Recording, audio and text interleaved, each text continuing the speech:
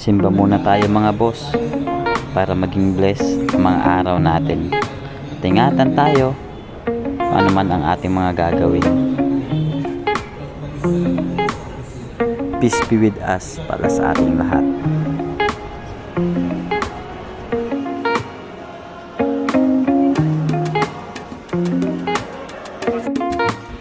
What's up mga boss? Hindi kami mayaman kaya kailangan magsipag.